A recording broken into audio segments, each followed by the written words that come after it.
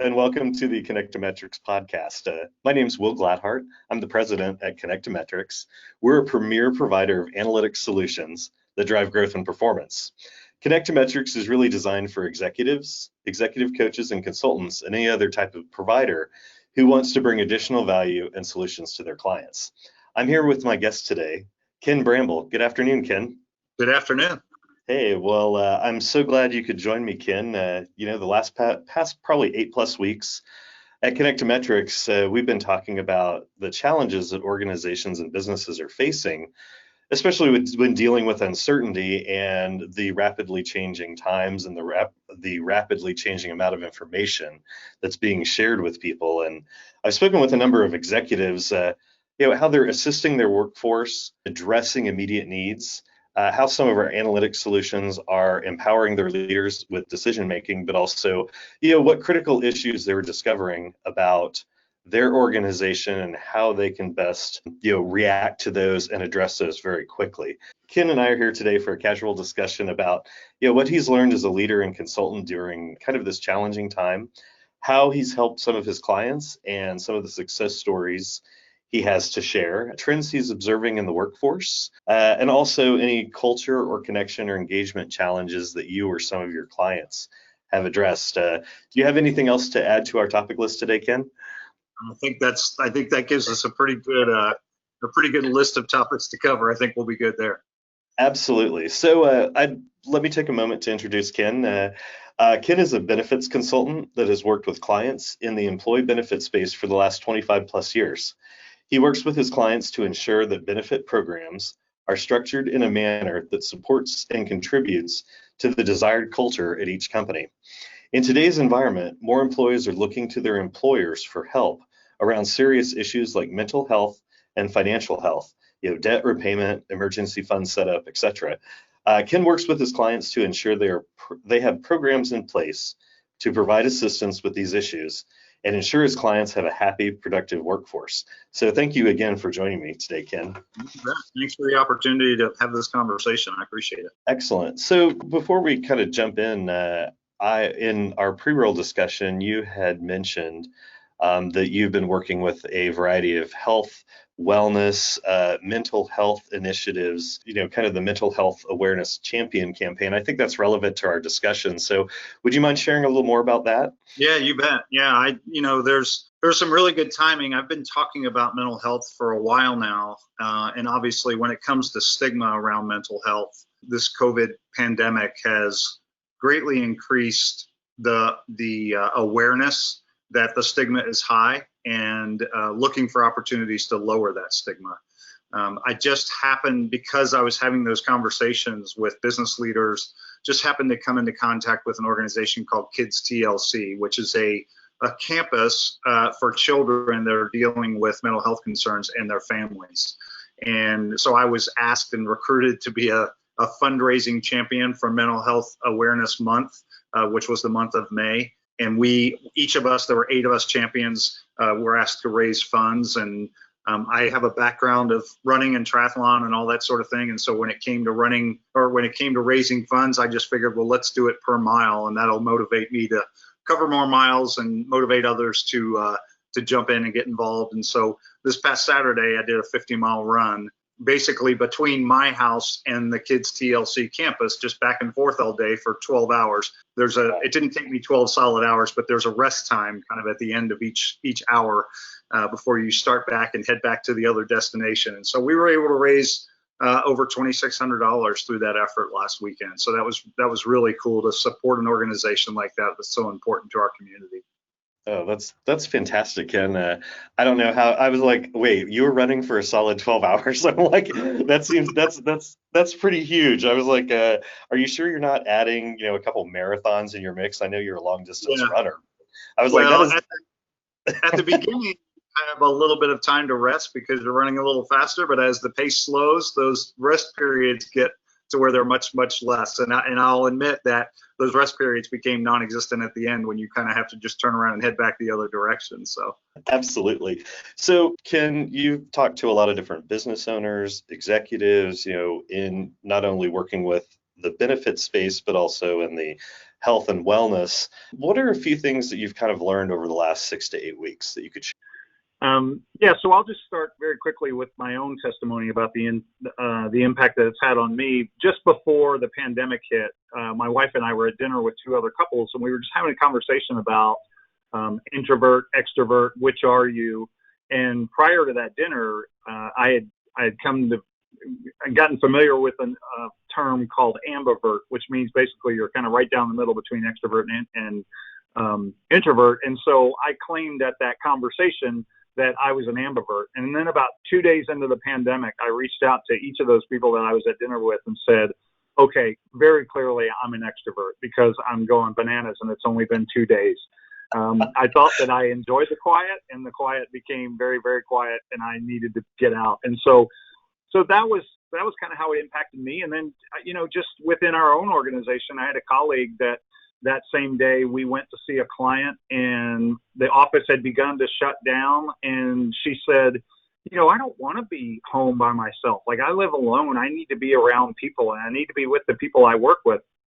And then, 8 weeks later or so, I have a conversation with her, and she goes, I'm kind of liking this working from home thing. I don't know if I want to come back to the office.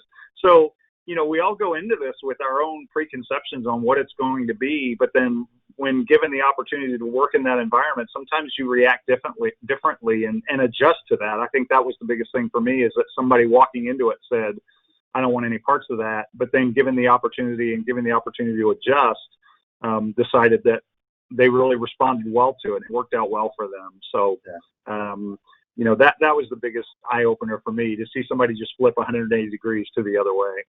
Yeah, well, I think I think you bring up a great point, Ken, in terms of culture, because we all recognize there's some of us like yourself that are, we're out and about, we're with owner. I mean, we're part of business development, sales. We're meeting with people, and that's just a big part of who we are. And yeah, when it got too quiet, I mean, on my end, it didn't get quiet. It almost exploded because we were just trying to manage not only our teams, but what was happening with our business. So that was one piece of the challenge. And then, you saw on the flip side where, people just basically booked up your calendar with Zoom meetings and podcasts, where it went completely the other extreme. But I love you shared that story about your client, because there've been so many people that I've talked to that are what I'd call the social butterflies around the office. So they're the visitors. They like to make the rounds. They like to talk to people. Mm-hmm. And I love those individuals, but those individuals drive type A, like me, completely nuts, because we want to get in, we're going to do our work, we want to get focused. And it's been fascinating to kind of see that transition of those social people to be like, I can still be really social, but a little distanced, or I can get on meetings, I can still get that engagement I need, but I don't have to do it in person. And that's been the biggest kind of I've seen. So yeah, and I think the thing that we get pulled into, speaking of your calendar filling up with Zoom meetings and that kind of thing, is what I call 0 to 100. And for years I've said that I train hard in the morning so that I can do nothing the rest of the day, like on the weekends, when there's stuff to do and you're tired from working out and you're like, oh, I'm going to rest, and I put my time in this morning. Well, for that, the way that's translated in professionally is I get up and do a workout in the morning or whatever and feel great. And then I sit down to a Zoom call, and 7 hours later, I've been still sitting in that chair, just looking at a screen. And I just haven't figured out a way to be good. And I'm not taking the advice that I give to others. Get up, go for a walk around the house, do whatever you have to do to keep things going. But just like you said, the whole type A thing, you get locked into what you're doing and the hours fly by and you don't even think about it. And then you stand up 4.5 hours later and your back's tight and your legs are tight because you haven't been moving through the day. So that's a tough one. That 0 to 100 thing was kind of tough for me to adjust to. Yeah, no, I think that's a really great example of probably what a lot of people experienced, and a lot of people probably continue to experience, that one of the challenges of using tools that allows, at least for me, allows other people to book on your calendar, is you have to put space in there for actually some work time, catch up, email time, block time. Otherwise, like you said, 8 hours later, you have not moved, and it has been back to back to back to back. So, along in that vein, could you maybe share some examples how you have helped clients, or kind of the benefits community that you serve during this period? Yeah, you bet. I've been really impressed with some of the things that I've seen organizations do. And just to kind of set the landscape a little bit, I mean, from a mental health perspective, which is really where a lot of the focus comes when it comes to dealing with this pandemic. When you think about whether you have a Calm app on your phone and you spend time on that, or whether you have a full-blown EAP with additional solutions and all of that, I mean, there's a great spectrum of things that employers are doing to help their employees.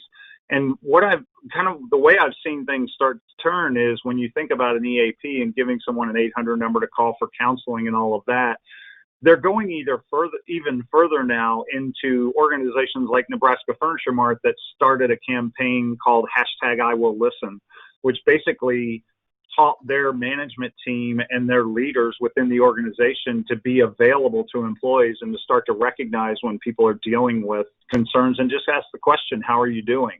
And then there's an organization out in Salt Lake City, James Hadlock with Blue Novus, that's exactly what his organization does. They've kind of gone beyond the step of the EAP and taken it to a place where they train leaders within the organization to be open to those conversations. And so many people now are doing kind of those touch points where you hear that the water cooler conversations are missing now. And so these check-ins where leaders are just checking in with people on a video call like this for just 5 or 10 minutes to say, how are you doing and how are you managing and how are you adjusting? I think that's the biggest, most encouraging thing I've seen through this time is just a responsibility by the organization and by their leaders to engage deeper with the employees as opposed to just kind of pushing them towards an app or a program or something like that. And that's gonna have a positive impact on culture ultimately. Oh, absolutely. Do you think, and this is kind of just a off-topic random zinger question from Will, is I was curious if as you've been working in that space with assisting leaders with connecting, and the other piece, have you seen that there's been one group more impacted than the other in terms of maybe middle management, frontline workers, executives, or do you think it's kind of been more uniform across the board in terms of who's kind of facing more of the challenges in communication and culture or engagement? So I think my answer to that would be a couple of things. First of all, I think that it's more geared toward the type of person you are as opposed to the level in the organization that you sit. The other thing is that I think that there's kind of a mistaken approach to this, that it gets more important as you go down through the organization. I mean, if you take a step back for a second and think about a senior leader with an organization and all that is expected of them, and having been there myself, being a senior leader within an organization, expected to have all the answers and knowing the pressure that comes with that, that's a pretty tough place to be that I don't think we really give a lot of attention to, because you just figure, well, they've got that. And a great example of that is Ramin Sherfat, the CEO over at McCown Gordon. He and I had a conversation, and he shared how he was very transparent with his organization that they didn't have all the answers when they were in the midst of COVID and the pandemic. And he was going to be straight and open and frank about that. And yes, you can trust that we're going to get this figured out, but today we don't have all the answers, and we're going to work together and figure them out. And I think I hate to keep mentioning names, but I do that because I want to give credit to the people that brought me these ideas. And there's a gentleman at Populous named Stephen Patterson. And when I talked to him about programs and what companies are doing and all of that, instead of mentioning programs, he mentioned qualities. And he mentioned transparency, authenticity, and constant communication. And that's exactly what Ramin was talking about when he said, we're going to be transparent, we're going to communicate with our teams. And so I was kind of polling 5 or 6 people, and they all pointed to programs. And Stephen said, this is what the characteristics of a leader have to be during this time to get people on board to understand. And I think, that transparency thing is something that's hugely important to me, something that I want to do as a member of an organization, not even a leader. And so, yeah. Yeah, I love that you shared, kind of some examples of leaders, but also thought leaders within the companies that have stepped up to think about how to best serve and be transparent. Along those lines, do you have any particular, in your business, any particular success stories that you've had with clients or unique achievements kind of during this time? Yeah, everybody coming into this, just as you and I kind of do the same things. We're trying to attract new clients and work and build new relationships and all of that. Coming into this, everybody just kind of pulled back and said, we've got to lock the door and figure out what's going on here, right? And everybody, I think there was a lot of reinventing going on. I wouldn't have been called or pulled into posting all of the videos I've posted on LinkedIn over the last 60 days had I not been locked down with no other opportunity to sit in a coffee shop and talk to somebody. I mean, that was just me saying, well, I don't get to go to my favorite coffee shop and meet 3 people in a row. So now what am I going to do? And I think that people like you and I just said, well, we're going to provide value the best that we can. And those quotes and those people that I talk to are all a result of me doing Zoom calls with people and posting the videos and the interviews so that others could learn from what they were doing as well. And so, you continue to see that over and over, just people. I mean, we've heard it all in the news about organizations reinventing themselves to provide masks and to provide hand sanitizer and all those things. And I think that professionally, we were all kind of pulled into that as well. Like, what can we do to provide value? Well, and you bring up a great point, Ken, in terms of, yes, there has been awareness of, the physical aspects, but then you talk about, the leadership aspects that not only organizations, but businesses, other leaders, entrepreneurs have done during this time as simply a way to help and provide value. And I think it's not that it's not appreciated or gets lost in the mix, but I think it's been such an underlying part of the developing, culture of community, not just individual siloed companies. I mean, it's community of people now that are online and sharing, which is vastly different. Yeah, we were sharing in a lot of different capacities, but now, we're sharing more as a learning, growth, reactionary environment for leaders, owners, managers, all the pieces. So, I love that you address that, because I really feel that it's a big component that it's going to be more recognized as things continue on over the next 6 to 12 months. But I think it's a big piece of the puzzle too of what happens next. So right. It'll be really interesting to see where the rubber band snaps back to. I mean, it's been stretched all the way one way, and whether it's going to go, I don't think it'll land where we were, right? But it's going to end up somewhere in between. Absolutely. So as we kind of close out our discussion today, Ken, are there any final thoughts you'd like to share for business leaders or executives? Or I usually ask someone to share 1 or 2 tips that someone might be able to use or immediately take away from our conversation. So can you give me some thoughts on that? Yeah, I think just when I'm given an opportunity to do this, I always go back to the passion that I have for our business and the value that we provide to our clients. And that's around this idea that, as you said earlier, employees are looking to their employers for help with things like mental health, wellness, financial wellness. I mean, we obviously understand that there is a huge crush on financial wellness right now with all that's gone on. The idea that over 65% of Americans don't have $400 in a savings account, those kinds of things. And that all translates, the stress of that translates into mental health issues as well, obviously. So I just get, when I'm given the opportunity, I go to what's personal to me and the value that the conversation I want to have with business leaders. And that's around those 2 topics, because ultimately that all boils up to efficiency and productivity. And when you have an employee there and you're dealing with matters of absenteeism and presenteeism, where they're there, but they're really not because their mind is on other things, whether you're the CFO and you want to have a conversation about the impact that has on your bottom line, or whether you look at it from a different road and want to have that conversation around culture and productivity and all of that, it all comes into the same place. And so